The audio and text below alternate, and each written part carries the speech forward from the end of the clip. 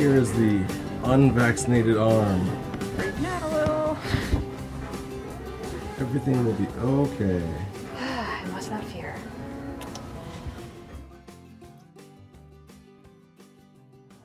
She did it. She got it done. Woo! So this is going to be our video PSA about why everybody should be getting the flu shot this year.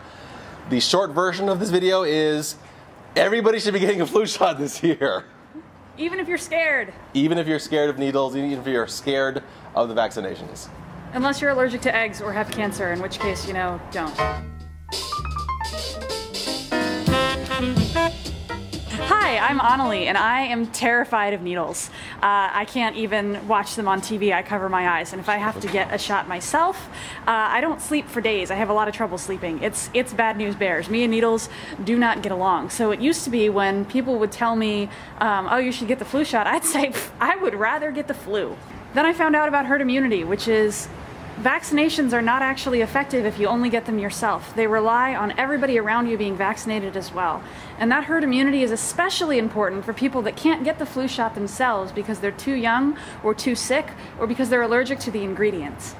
So in order to protect them, everybody around them has to be vaccinated. So if you're like me and you really hate needles and you'd rather get the flu, would you also rather endanger your community and endanger other people who can't make that decision for themselves? So that's why I really wanted to get the flu shot this year, even though it was scary, and why I'm glad that Paul volunteered to go with me and sit there and say, oh, it's going to be okay while I was doing this. She really was. It's a tiny little thing. Here's mine. You probably can't even see it. It's so tiny. But I will contest with you your idea that you'd rather get the flu than get the flu shot, because a lot of people don't understand how bad influenza actually is. They confuse getting a bad cold or flu-like symptoms with influenza, and they are vastly different. For one thing, influenza is deadly. If you feel like you might die and you kind of wish that you would, then you might have influenza. But if you don't get to that point, you probably don't. In fact, in the United States, the CDC estimates 36,000 people annually die of influenza. That's like 3 Ebola outbreaks every year. The World Health Organization says that right now, just under 5,000 reported deaths from Ebola have happened, primarily in West Africa. Even if they go as liberal as possible with underreporting, they might say as many as 15,000 have happened. Compare that to the 36,000 deaths in just the United States. I got a question on Twitter about this topic where my friend Kat asked me, do you really have to get the flu shot every year? How many versions of flu are there? And the answer is yes, you should really be getting the flu shot every year. And that's why anybody who's capable of getting the flu shot, barring the restrictions that Annalee mentioned, should get the flu shot. Anybody over 6 months old, because the strains mutate constantly.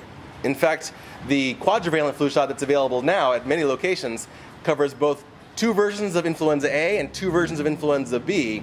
It's a much better vaccine now. It's still not perfect. It's still only about 70% to 80% effective, but it makes a huge difference. It'll add to our herd immunity or community immunity. I prefer that because it rhymes. In areas where vaccinations lessen because of anti-vaccination fears, the prevalence of the disease shoot up dramatically and notably fast.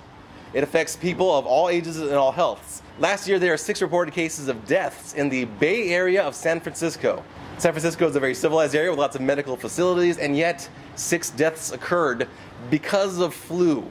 And one of them was a 23-year-old woman. This isn't just old people and babies. We are all susceptible to this. In addition to herd immunity protecting people right now, strains of influenza need healthy bodies in which to incubate so they can mutate. So if you get the flu shot, you're not just contributing to herd immunity now, you're also preventing new strains of the flu from developing and spreading. In addition to that, because the influenza vaccine is not 100% effective, you might get the flu shot and then also contract the flu. It does take 2 weeks to be fully effective, but even if you do get the flu, you're going to get a milder version of it because of your vaccination against some of the strains. And also, if you end up getting aches and pains or the fever the day after you get the flu shot, you might be thinking, well, what did I get that for? I just ended up with the flu. You didn't end up with the flu. You ended up with a fire drill. That was your immune system testing out its response on the vaccine, which isn't going to kill you, so that when you get the real thing, if you get the real thing, your immune system knows how to act swiftly and show no mercy. It's a commonly held misbelief that you can get the flu from the flu shot, and flu shots contain inactive flu strains. You cannot get the flu from a flu vaccine. Is that everything we wanted to say? Yep. So back to what we said at the cold open. Everybody who can get the flu shot should get the flu shot. And if you're scared, think of someone you love who you could endanger by getting them sick, and do it for them. Thanks for watching. I've got chemicals on my shirt. Strains of Not so easy. No, it's not.